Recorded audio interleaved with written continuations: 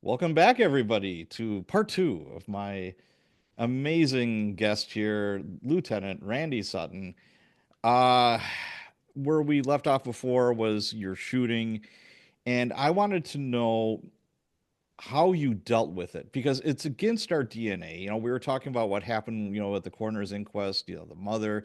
You were 1,000,000% in the right with all of this morally, legally, departmentally, all the lees, and it still goes against our grain. So, what did you go through and how did you deal with it?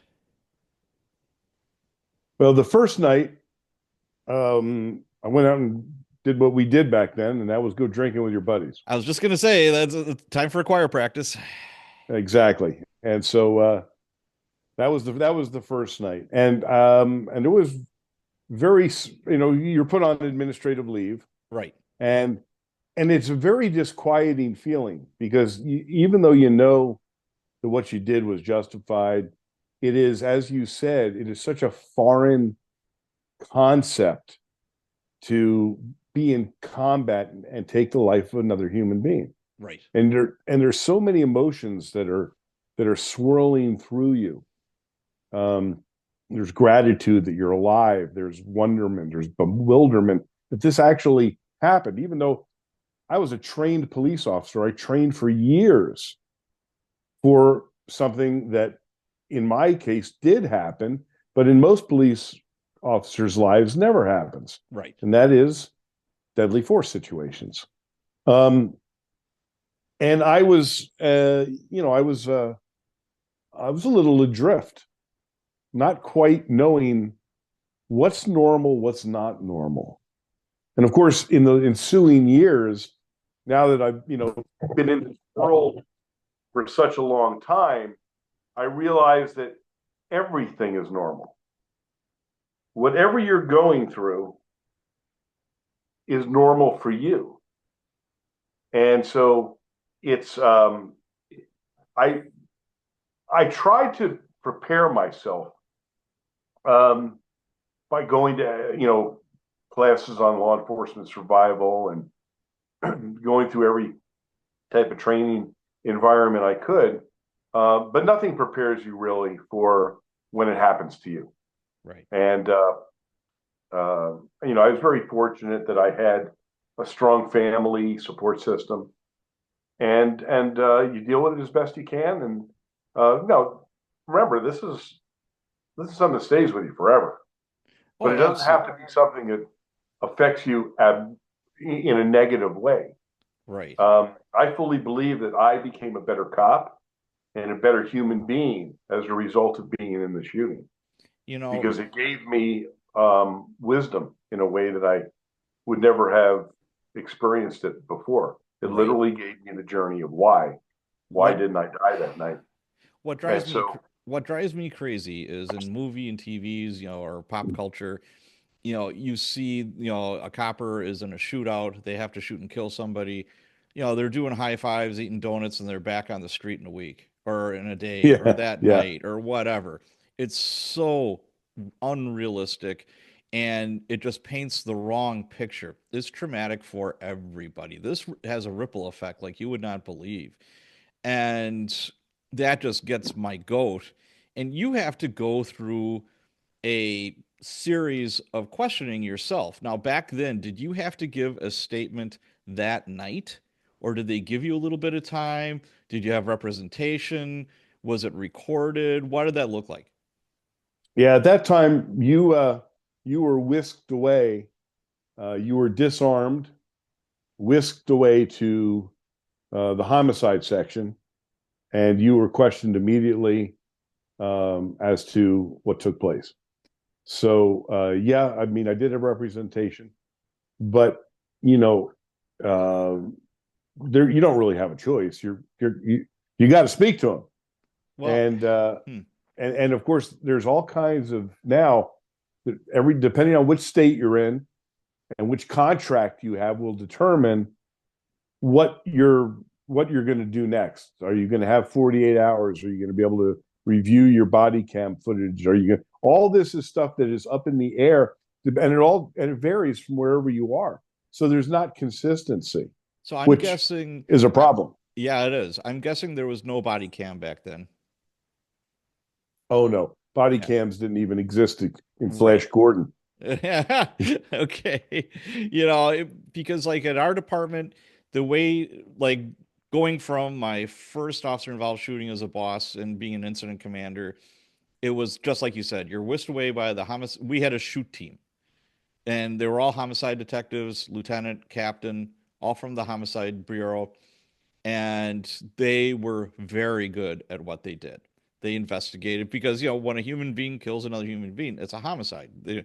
It's up to the DA to say, okay, this is justified. It wasn't justified, and it would have to be done that day. And you were also questioned by internal affairs. You were also questioned by the DA's office. So you had three different entities. You had to go and and it was recorded. There'd be a camcorder. This is in the very beginning, it was a camcorder on a tripod. And when everything was done and over with, you had to go to the hospital and go pee in a bottle. And Right, then they're like, okay, you have to make an appointment with a psychiatrist, not a department psychiatrist, but a psychiatrist, like a county psychiatrist that has little to no experience with any of this kind of stuff. And they're going to say yay or nay, you're okay. And 99.9% of the time, the cop that would go to go see the shrink knew exactly what to say. And then everything was copacetic, even if he or she was not okay with any of this. Because the ultimate thing is, I want to get back on the street. And, what I was talking about in the beginning was, that coroner's inquest that they didn't, the DA has the final word. The coroner's inquest will give a recommendation, but the DA has the final word. They recommended that it was a justifiable homicide. I don't agree with that. And it took the DA a year. This poor cop had to ride the pine for a year. And then they're like, no, we're charging you with homicide. You have to stand trial. So he blew his brains out. yeah, That's what happened. yep, That was cruel and unusual for to have that poor guy for a year not knowing his fate, and it eats away at you. Now, like you said, it depends where you live. In Wisconsin, they passed a law saying that if you're a Milwaukee city of Milwaukee copper, you shoot and kill somebody, you can't have your department investigate it. It has to be an outside agency. right, And so some of it's going to be state investigators, or we have a suburban shoot team where we have a reciprocal agreement with. It's like, okay, if one of your guys shoot and kill somebody, we'll come out, but it's on a rotating basis. There's like four or five suburban places. But my problem with that is some of these investigators, the biggest caper they ever investigated was a stolen bicycle or, whatever. Now my future is in your hands. So that's an unnerving feeling. And maybe I'm being a little flippant with that, but that's the thing I don't like about that law. It's just painting with a very broad brush. But our department got very good towards the end of my career because we got a police chaplain. And this police chaplain used to be a cop. And he is 100% laser focused on the coppers. And he's just that guy. And he had real world experience. And we also have two department psychologists that are not employed by the city of Milwaukee. They excuse me. contract them out. Let me put the dogs away. Sure. So we have a chaplain, we have two police psychologists that are not beholden to the chief of police or the sheriff or whoever. And they do their evaluation, and it's going to be more than one visit. And both of these psychologists, one, her dad was a city of Milwaukee copper for 30 years. The other one is married to a cop. So they speak cop. They know exactly what's what. Now, what were the department mandates for you as far as getting cleared mentally? Did you have to go see a psychologist? Yeah, you had to go see a shrink and and basically you had one visit and you could go more, and they would ask you if you were okay to go back to work.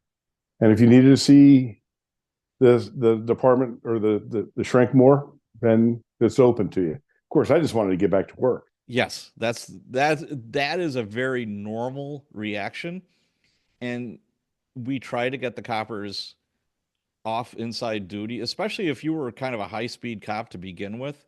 And that's usually the cops who get into deadly force situations. They're active, they're actually on the street. What people don't understand is there's cops out there that spent 5 seconds, they go through field training, then they're retreating to a desk somewhere and they hide for 25 or 30 years and they say they're a cop. Yeah, And it's like, they're never going to get into a fatal use of force situation. They might get a paper cut or something like that, but that it's a totally different mindset. So how did that go with you talking to that shrink? Do you think they were pretty dialed in, or were you happy with that? I didn't feel like I needed to speak to anybody. Okay. So I was just following. Okay, Protocol. here's a check. Here's check the box. Go talk to the guy. Tell him what he wants to know, and get back to work. How long did it take you to go get back to work after the incident? I believe it was about 2 months. Okay, that's pretty quick. Yeah, it is pretty quick. Now, the second, the not third, let me try and the last one was like 5 months. Okay. Yeah, that's kind of typical, and it goes, it all depends. There's so many different variables with this stuff. Yeah. There really is. And I remember seeing a statistic a long time ago. If you're involved in a fatal encounter like that, the chances of it happening to you again are like almost double. Yeah. Well, that would be true in my case. In my case. Wow. Just crazy. But let's change gears here. You were talked about, you felt like you were given a second chance almost at life. And one of the things that I think that you were given, if we are to believe that, and I believe it, is that, cops save more lives than take more lives. That's something that needs to be stressed more than anything else. Cops are saving lives every day. I guarantee you, there's a cop somewhere in America that has saved a life within the last 24 hours, or multiple cops that have done it. We just, you just don't hear about it. And it's not great TV. It's not, you're not going to see it on Twitter or Instagram or whatever. They want to see the cops messing up. They want to see, that's what sells. But, I love the story of you involved in saving a baby's life. Why don't you walk us through that? Yeah, that was an amazing event in my life. Every cop I think goes through life-changing events, and I've had probably more than my share. But this was one that was a positive. That was a positive change. Um, Interesting the way that life leads you in different directions there than you anticipated. So I had been reassigned back to patrol as a punishment after I got in a situation where my sheriff and I disagreed on something, Okay. and to punish me, they put me back on patrol from a status assignment. And patrol is my favorite place to be anyway, so it didn't matter to me. And Right. shortly after I'm back on patrol, one evening I come upon a vehicle parked, that's not parked, it's up on the sidewalk, that Okay. people are running around screaming. And I have no idea what's going on, but I radio for a backup, jump out of the car, and I see it's bedlam. People are screaming, and you have no idea what's going on. But I see a bunch of bullet holes in the car. Hmm. So call that a clue. And then Yeah. suddenly yelled, "Oh my God, the baby's been shot!" Oh, God. And there on the ground in a little infant seat is a 1 month old baby who'd been shot in the face. Oh, Lord. And what had happened was mom and dad, completely innocent people, um, have the baby in the baby seat like they're supposed to. And three gangbangers pulled up alongside of them in a gang initiation and just opened fire on the car for no reason. Oh, And one of the bullets hit the baby in the face. Now, of course, the protocol is you call for an ambulance, you wait for the ambulance. right. But I checked this baby. This baby's not breathing. Mm. And I knew that if I waited for the ambulance, that baby was going to die. So first patrol car that got there, and they were there within seconds, scooped that baby up, and I said, call in to the trauma unit. We're bringing in a baby that's not breathing. And when the bullet hit her face, her face is only the size of a softball, right? Right. So a bunch of the tissue and stuff went down her throat and choked her. Oh God. And I was able to clear it out and give her mouth to mouth and bring her back. And because I was there literally within minutes, there was no brain damage. Wow. So, and that moment was that was a life changing moment for me. And I went home that night, and me and a bottle of scotch and a yellow pad, and I wrote the story about it called "Her Name Was Jackie." Ah, And I didn't have anything to do with it. I just felt like I needed to write it. sure. So I wrote the story, put it in a drawer, and there it sat for 3 years. And then the World Trade Center was attacked. Mm. And I felt so helpless in not being able to help those cops. And then I thought, wait a minute, I got that story in that drawer. And every cop I know has a story like that. Yep. I'm gonna ask them to write me their stories and put it in a book and then give all the royalties to the families of the cops who were killed in 9/11. Mm. And that's exactly what I did. And it's that book right there. True blue. Very cool. And that's what wound up launching my writing career. That story was also featured in my best-selling book called A Cop's Life, which is still on sale today at Amazon and is my most powerful work. In fact, it's the name of my podcast too, A Cop's Life. Yes, it is. Which I will wholeheartedly endorse because I've listened to every episode before I interviewed you. So yeah, it's very good. It's just starting out. It's exciting when you first start a podcast like that. It's yeah, that's really neat. But going back to you saving this baby, again, cops are doing this kind of stuff all the freaking time. It would never it never cease to amaze me. It's like we'd see smoke. We worked more or less in one of the worst parts of the city, and it's like house fires was a normal thing. There are these old rickety houses that are like tinder boxes, and they would go up, like you wouldn't believe, and cops would just be pushing each other out of the way. It's like, oh, cool, I get to run into a burning house and save somebody. Yeah. It's like, yes. Yeah, it's like, oh, you hear, oh, there's a jumper on a bridge. Hell yeah, let's go. It's like they get as giddy as a little school kid when it comes time to saving a life. It's fun to watch. And, and there's no better feeling. You walk away from it and it's like, wow, I actually saved somebody's life. And you might get written up for it, you might get an award, or absolutely nothing's going to happen. But you go to bed that night and you're like, all right, this is why I'm doing this job. This is why. And I think that's why you were spared in a roundabout way. It's like, I'm sure, you saved other people, but that's special. Anything with, a baby, I'm like, come on. Yeah. Oh yeah. That's No. there is something about that is just it just yeah, that's very special. Now, do you have any contact with her today? All the time. She's my Oh, goddaughter. oh, that's so cool. Again, that's something like out of a movie, for God's sakes. I mean, that's great. I took her to her quinceanera. Oh, that's She awesome. spends Christmas with me. Our family and I are very close. How old is she And now? 26. Is she married? No. Okay, Nope. I'm sure you're vetting boyfriends or whatever, so stay on it. And here's so and several years ago she contacted me and she said, hey, my cousin, she comes from a huge family. Yeah. She said, my cousin, because of what you did, wants to become a police officer. Oh, that's awesome. Would you talk to him? And I said, sure. So I wound up mentoring this young man all the way through the process, including his oral boards. And now he's a member of the Las Vegas Police Department. I love hearing stories like that. There isn't enough Yeah, good yeah, feel good exactly. stories like that. Good Right. for you. That's awesome.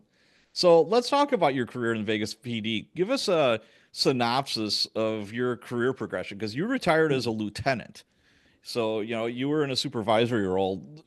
How did all that come about? Oh, look at the little puppy. Yeah, that's Clark, the rescue dog. So I began, in patrol like everybody does. Then I became a field training officer, and I spent almost my entire career in training in one way or another, either as an FTO, then I was an FTO sergeant, and an FTO lieutenant. Oh wow. Okay. And I was also, so I did the PO, FTO, then I became a narcotics detective. And when I was now along in 1989, I was featured as a police officer on the TV show Cops, and it was the Okay. first year of the show. And Okay. they got a whole bunch of stories with me, and I wound up being one of the most featured officers on the show throughout the show. Oh wow, that's awesome. So I've been in multiple seasons. I've been in all their specials. I have a great relationship with the owners of the TV show now. In fact, we are about to embark on something because they're a huge supporter of the Wounded Blue. Okay. That's going to be really really cool. I'll tell you about. Um, so I was a undercover narcotics, but this is kind of funny. So I was undercover narcotics after I was on the TV show Cops. Yeah. Okay. So what? One day, one day, I'm on a surveillance. We're on a foot surveillance with a dope dealer through one of the hotel pools, Yeah. and I'm being my nonchalant. I got a beard, I look all scruffy, and I'm following this guy as part of a team, and somebody who is sunbathing by the pool looks at me and says, "Hey, it's Randy Sutton from Cops." That's what you want to hear. And the guy turns, he looks at me, and there he goes. And from then on, I was known as Backdraft because Yeah. I got burned. Oh, that's funny. I love it. So you're a detective. When did you promote to sergeant? So I promoted a sergeant out of narcotics, Oh, okay. and spent that was my favorite job. And I was a sergeant for almost 14 years. And during that time, I was a patrol sergeant. I was a federal task force sergeant. I was sergeant in charge of advanced training, which opened a lot of doors for me. Actually, began my writing career, and then promoted out of there to lieutenant, and spent my entire lieutenant's career on graveyard shift because Okay. that's where the action is. Yeah, absolutely. You know, I I was a sergeant for almost 18 years, and I still Mm-hmm. think that's the best job on any police Best job, department. best job, absolutely. You have one foot still in the street Yeah, and playing reindeer games if you want to, but you're helping your cops out. That's the biggest part. You can have an impact on these cops' lives, you can have an impact on the citizens' lives, and you're the buffer between the lieutenant or captain that wants to like chew their asses or whatever the case may be, and it's like, okay, pump the brakes, Sparky. This is how it actually happened, and yada yeah, yada. And yeah, if anybody's listening to this that wants to be a sergeant, please do. Because once you're there, it's hard to leave it. It really is. I absolutely loved it. So you go from sergeant, then how late in the game did you promote to lieutenant? pretty late. I think I was lieutenant for 4 years when I had the stroke that ended my career. Okay. All righty. So speaking of Vegas Metro PD, what's your opinion now of Vegas Metro PD compared to back when you were on the job? What jumps out at you as some of the biggest changes for good or for bad? Well, I have to say technology is the biggest change. The advent of the body cams was the biggest game changer in law enforcement. And to this day, I understand why. In fact, the funny thing is body cams were sold as, hey, we have to protect the people from those mean police. Well, in all reality, the cameras protect the police from the people. that's the way it turned out, which is not the narrative that they wanted. Now, there's not one other job in America that you're under surveillance your Yeah, entire you're working absolutely career. you're And absolutely I right. find and quite honestly, I find it offensive. I find it offensive that this is a requirement. I understand it because of the political issues, and of course, there's a lot of positives to it as far as evidence goes, as far as testimony goes when it comes down to putting cases together. There's a lot of positives for it, and mostly it protects the cops from false accusations. The now here's the problem. If you misuse that surveillance, you can really damage people's careers. Like when they're going through conversations that are taking place that have nothing to do with your police profession. You're talking to somebody in your police car to your partner, or during breaks and things like that. There's agencies that go through um, those conversations, and if they Yes. find something that's offensive, they'll write them up for it. Yeah, I that I is find that pathetic. it really truly is. And being a boss for as long as I was, body cameras came at the tail end of my career. I was already day shift and I was getting ready to leave. But the pro was it helped the coppers because you'd have somebody come to the front counter and say, you know what, Officer Sutton called me X, Y, and Z at this traffic stop. Oh, really? Oh, okay. Let's go back and look at his body camera. You want to come back with me? I got no worries with that. Well, maybe he didn't exactly say, like, you do realize it's against the law. It's a crime to, Yeah, but falsely. none of the departments will ever prosecute None of them ever. will. None of them. And, once they got wind where I would start out my little spiel with them was showing them the statute. And I'm like, I'll be more than happy to put handcuffs on you if you're lying. If not, I'll investigate until the cows come home. I don't want a bad cop on the street. Hell no. 99.9% of the time they would just walk out. So body cameras were, a lifesaver instead of me doing a 20-hour freaking investigation where I'm trying to pull up like gas station video, talk to Yeah. Oh witnesses, yeah. blah blah Yeah. blah. It was great. But what really burns my buttons is when you have, say, an officer involved shooting and they're taking it frame by frame in slow motion, and it's like, and enhancing it and whatever. No, you have to look at this the same way the cop saw it. Running Right. down a dark alley at 2 o'clock in the morning with some asshole with a gun shooting at this poor cop. And it's like, okay, this is what, and at full speed. And I guarantee you everything happened in like 1 or 2 seconds.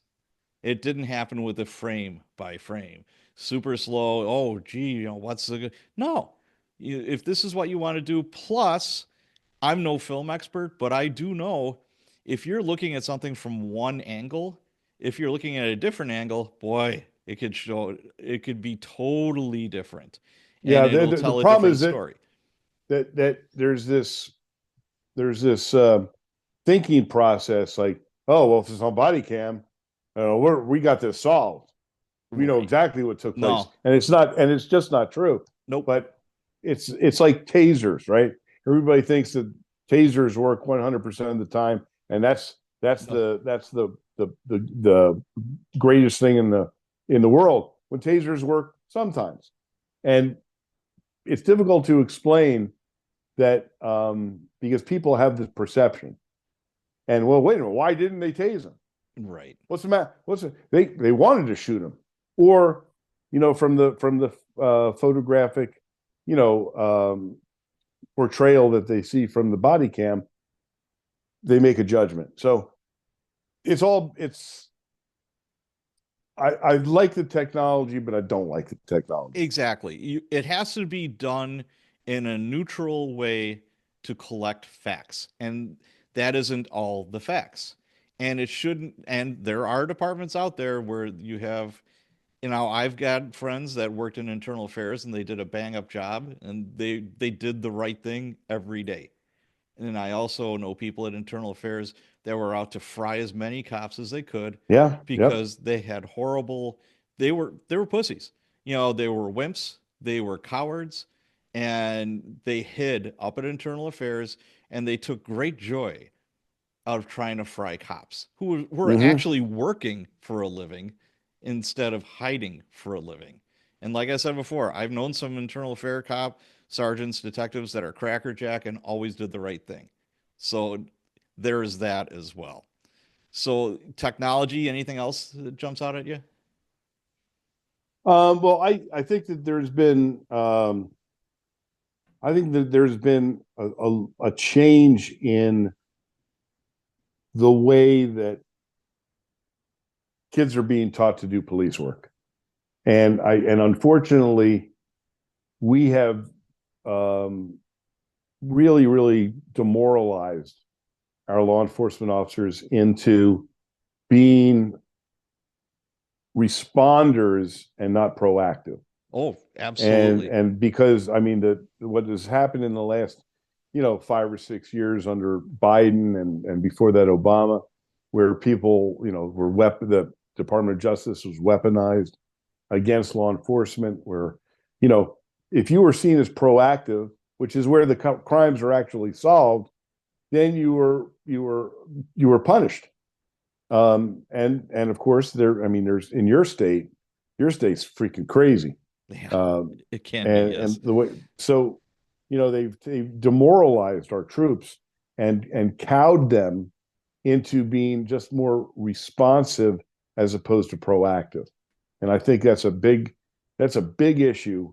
And I don't see anything taking place in the law enforcement community to bring back the emphasis on proactive policing. It's not encouraged. You know, the city of Chicago right now, they can't do foot pursuits. They can't run after Yeah, I know. I criminals. know. Well, I Illinois mean, is insane. I, and they have an incredibly prohibitive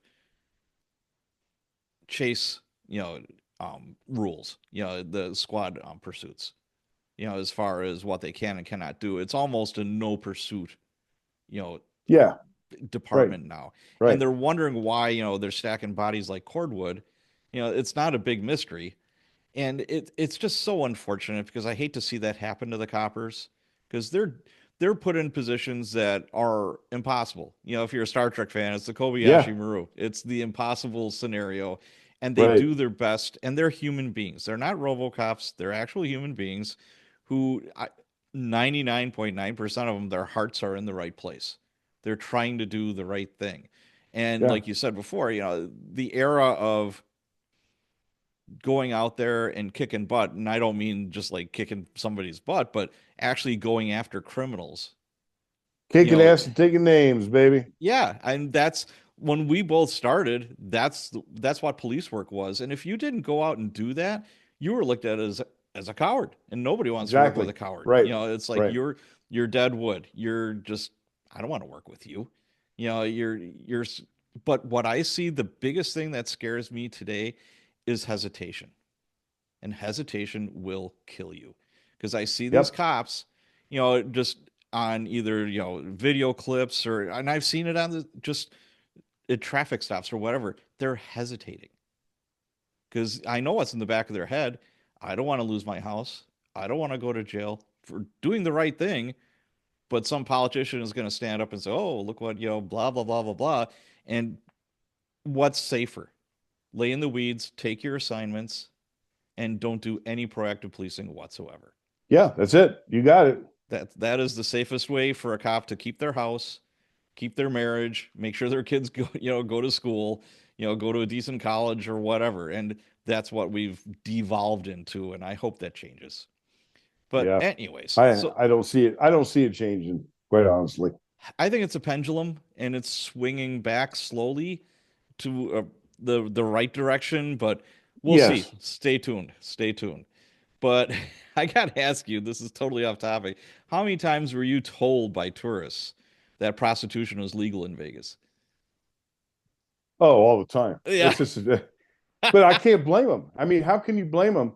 They come out of the airport and the first thing they see is a big billboard, "Girls direct to your room." Yeah, that's I true. mean, what do you expect them to think? I worked Vice for a short period of time.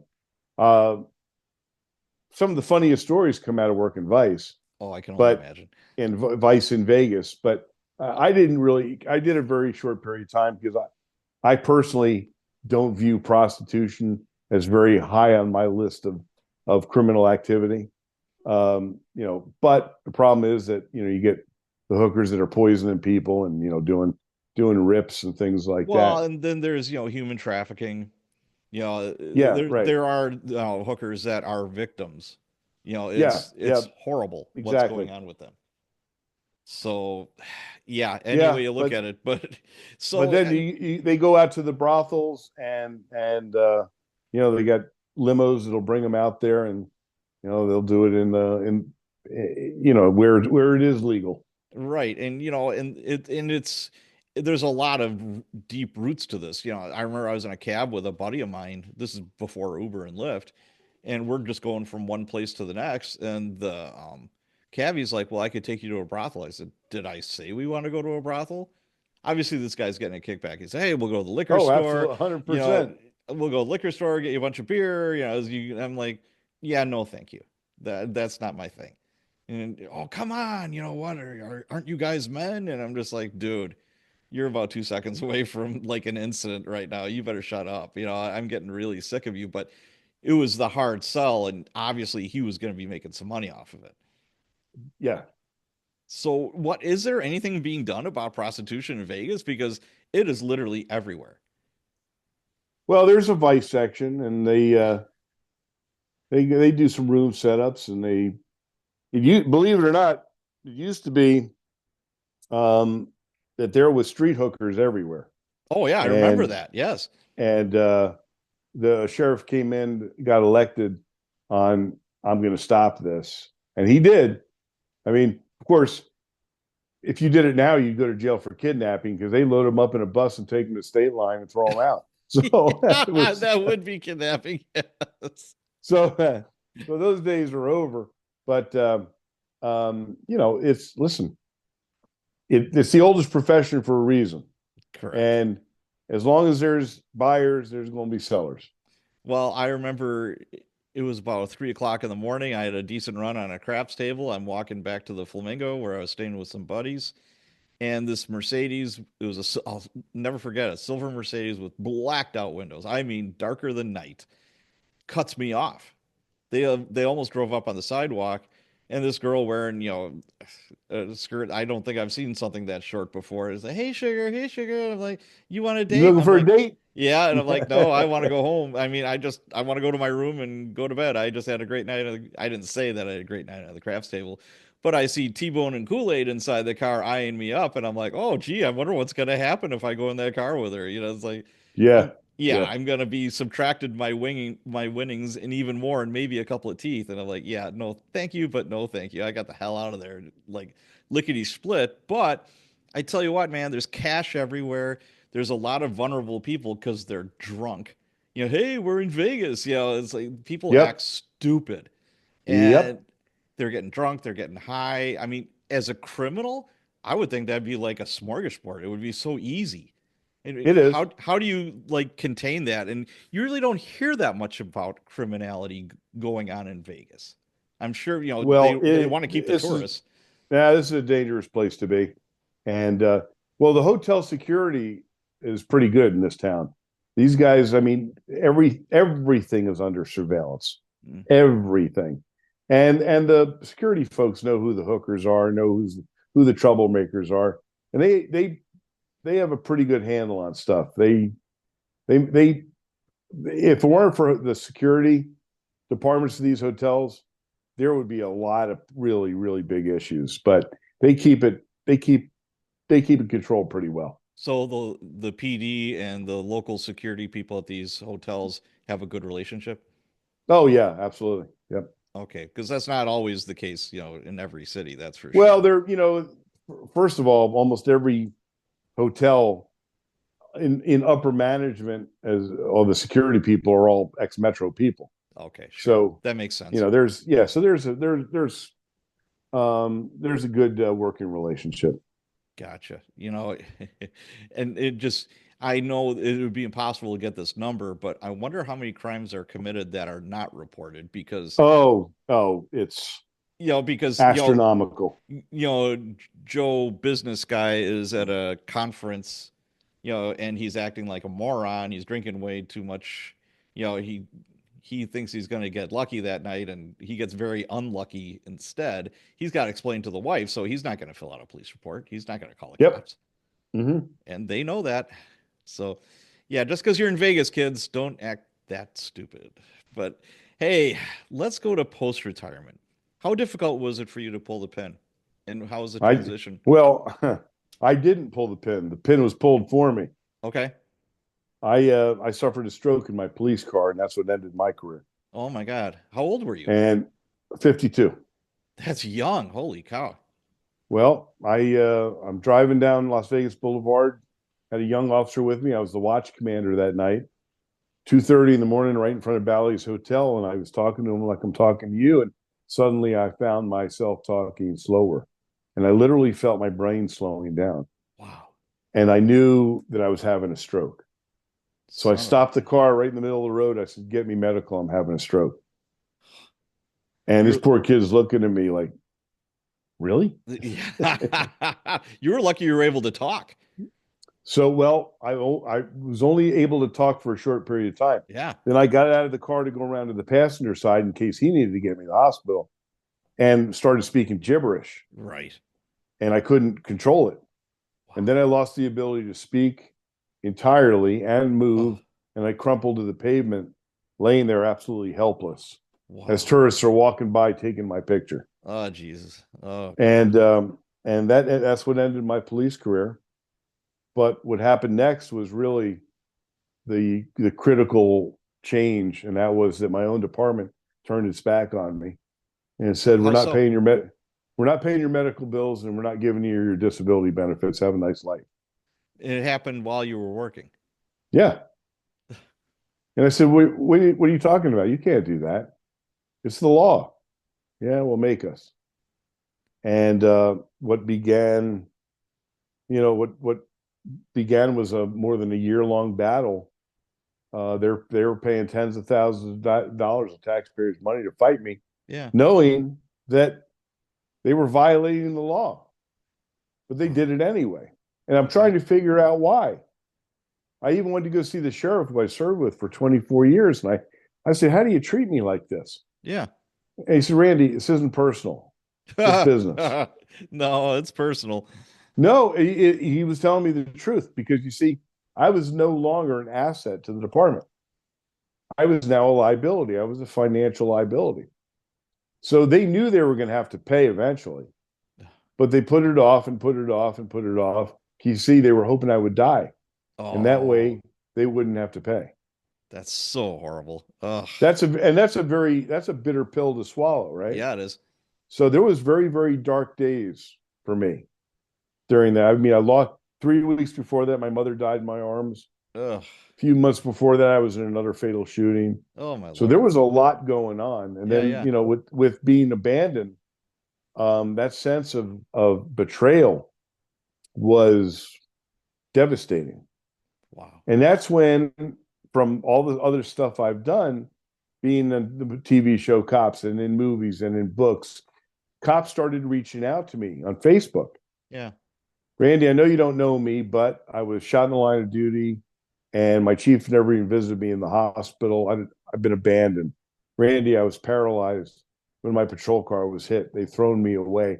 One after another. And I realized that this is a national issue.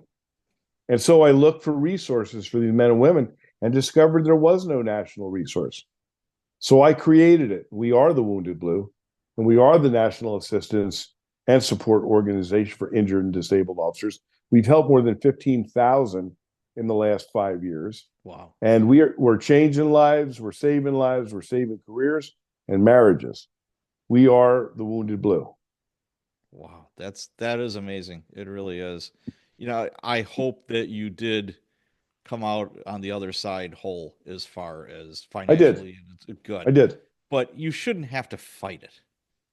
Exactly. That's the way departments, they'll talk a big talk when there is a critical incident. I mean, we had two officers that were shot in the head, and thank God they both survived. They were ambushed, they never broke leather. They were young kids on a footbeat, and some cowardly asshole just shot them multiple times. They're both on the ground, and they did the double taps to the back of the head to both of them, and they both Mm. survived. And That's amazing. they went back to work, and one officer, he was able to come back to work and he was doing well, and then like maybe 2 years go by, and then it just hit him like an anvil on top of his Yeah. head. Yeah. It just horrible, horrible PTSD, and just nightmare. Just he wasn't able to function, so they put him in an inside job, and he said, "Sarge, I just happened to run into him, and he's like, Sarge, he's like, not, I would like nothing more to go back to work and be a cop again, but he says I just can't." And I'm like, Yeah. dude, for what you went through, that should be just a given. I mean, come on. And he said, the city is fucking with me. He said, I can't believe it, Yeah. because they're saying that, hey, you know what? For 2 years, you were perfectly fine. Now, Yeah. all of a sudden, you can't be a cop anymore and you want a duty disability retirement. Oh, we're going to fight you tooth and nail. Really? Like he hasn't had Yep. enough trauma in his Yep. life so far. Exactly. It Exactly. just, We do it, oh, happens all the time. it is disgusting. This is What what we fight for. This is why the Wounded Blue exists. Oh my Lord. But yeah, it just, well, good for you. I'm glad somebody is helping these guys out. Let's let's start wrapping this up here towards a bit. You mentioned, you were in some, in cops, and so, you were also in casino, weren't you? Yep. Movie Casino, Fools Rush In with Salma Hayek, Miss Congeniality 2 with Sandra Bullock. Sandra Bullock, Yeah. and bunch of. In fact, I'm filming a TV show coming up here. I think next week. You know, you must have had some brushes with celebrities, either being in there or being a cop in Vegas. There's tons of celebs. Any good stories, like some that were really nice or not so nice? Oh yeah. Well, one of my good friends is Glenn Morshower. Glenn, you've seen him in everything from Black Hawk Down to he did 7 seasons of 24 opposite Kiefer Sutherland. He was the star of Transformers. He's the star of Call of Duty. Okay. He's the general. Very close friend of mine. In fact, he came to my National Law Enforcement Survival Summit and spoke to our cops for free. Okay. And he's a great guy. Yeah, no, I worked. I hung out with that idiot De Niro before he was an idiot. Yeah, before he lost He his was a mind. Yeah. gentleman then. Yeah, no, I've seen my share of celebrities. Now, as far as the relationship between, Mm. say, there's a big boxing match, and you're going to have celebs that are going to have their bodyguards with them. How is the relationship between the PD and those bodyguards? Is there mutual respect, or how does that work? Yeah, I mean, it's so common that our special events section is the one that handles Okay. all of that stuff. And the protocols are in place. It's so common that it's not even nobody even raises an eyebrow. Okay. So it's just part of doing business here in Vegas. Yeah, I could see that. Now, writing books, you told us how you started that. You have a book in the hopper getting ready to release, or recent release, correct? Yeah, yeah. I think it Tell comes us out in about about that. 3 weeks. So you can go on Amazon right now and pre-order it. It's called Rescuing 911: The Fight for America's Safety. And it's about how we got into this criminal justice crisis and what we need to do to get out of it. And it's a pretty powerful book. Oh, now I also noticed that one of your books, Joseph Wamba, did a blurb for it, and that just jumped right out at me. I'm just like, oh my God, Joseph Wamba, that guy is like a legend. To have him write a review for you, I mean, how tickled were you, and how did that happen? So Joseph Wamba was one of my heroes. Growing up in the 70s, I read everything he's ever written.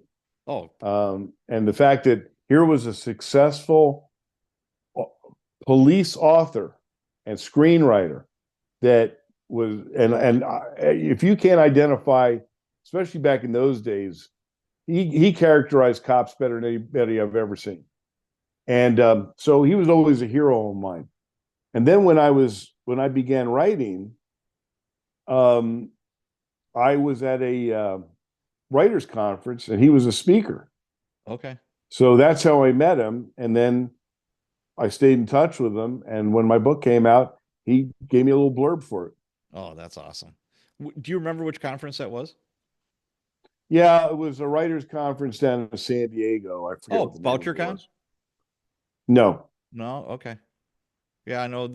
VoucherCon is a crime writers, Yeah, conference, I know what it and, is, but it and it wasn't that one. travels around, and it was in San Diego, I think a couple of years ago or something like that. So, okay, well, that's awesome. That speaks volumes of what a great guy he was, that he would do that. Yeah, he's That's very personable. I had lunch with him a couple oh, times. that's amazing.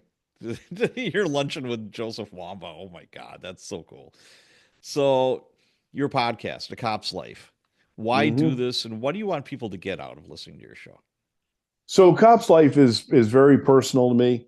I feature a lot of police officers who have faced the struggles that when we talk about post traumatic stress and we talk about uh, the where we are in the shadows and how we how we need to get out of them. And so these are very personal stories, very similar to my book, A Cop's Life, which were very personal stories. And these guys bear all. So it's a different kind of podcast. It's really shows the heart behind the badge. Outstanding. Yeah, like I said, I've listened. I think you have about what, 10 episodes up somewhere in that ballpark? I'm going to say probably 20 by now. Oh, okay, gotcha. But yeah, good quality. You're doing a good job. Keep doing it. And I like it.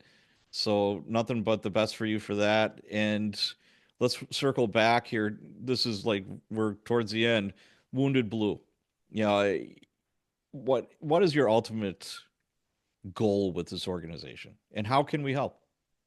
Well, the Wounded Blue is made up of all cops. My entire team is made up of cops who have been shot, stabbed, beaten, run over, screwed up, and screwed over. And they provide peer support for officers who've been injured either physically or emotionally and psychologically. We deal with a lot of suicide prevention. We get people into treatment all the time. I got 4 people in treatment in just February alone into an inpatient treatment for addiction. We are literally a resource for every cop in America and every police department. Let's face it, even those departments that try to do it right and provide peer support for their cops, very often there's no trust there.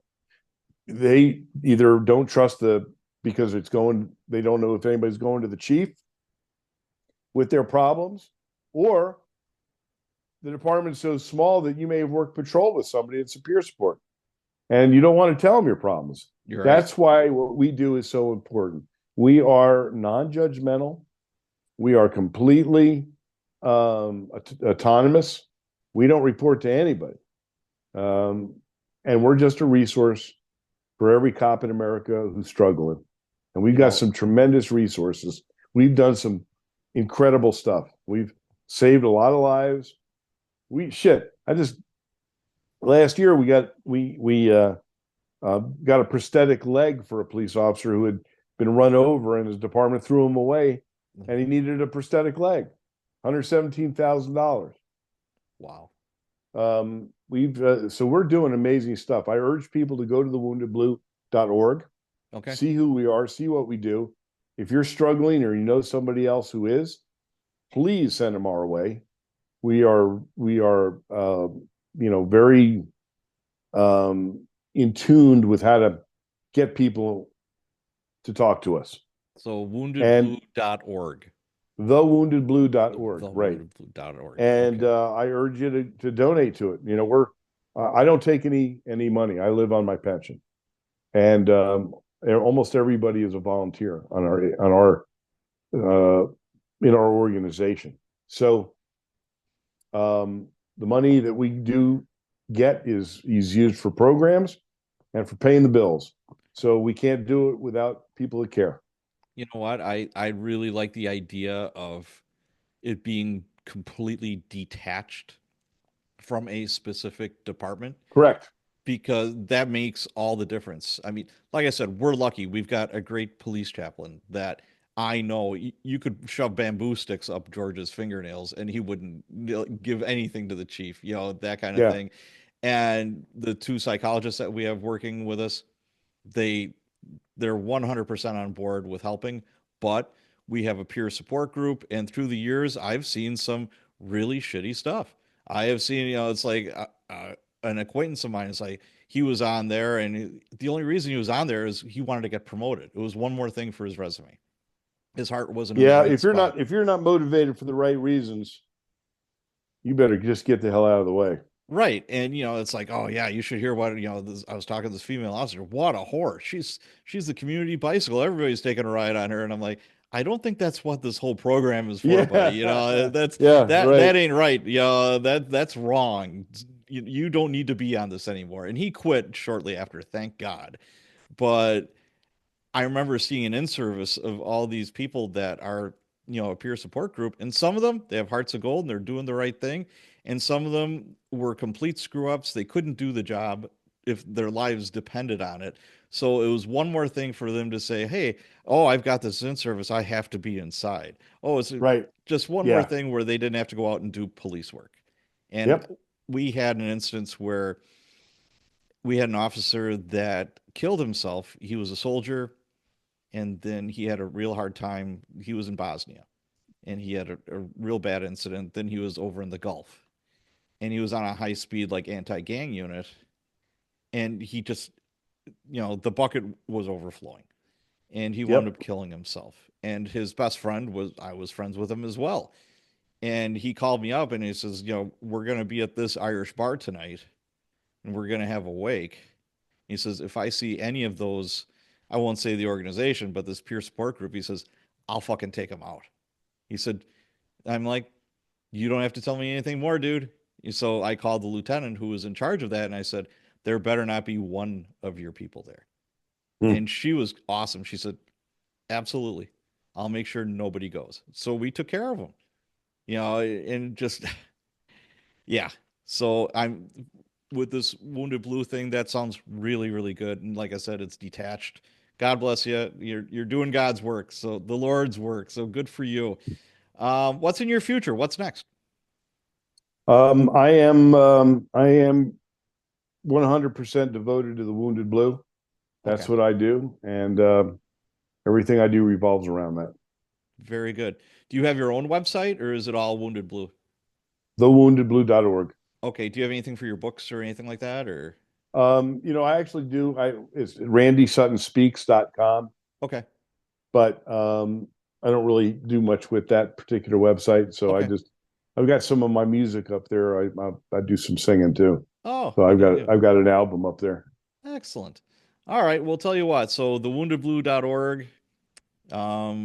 If you want to throw a couple bucks at them, please do. Your books, they're on Amazon, I imagine. Yep, you got it. Okay. Anything else you want to talk about before we sign off? Yeah, I think we've covered it all.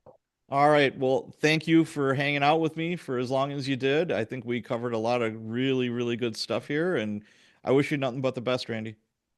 I really appreciate it. Thanks so Okay. much.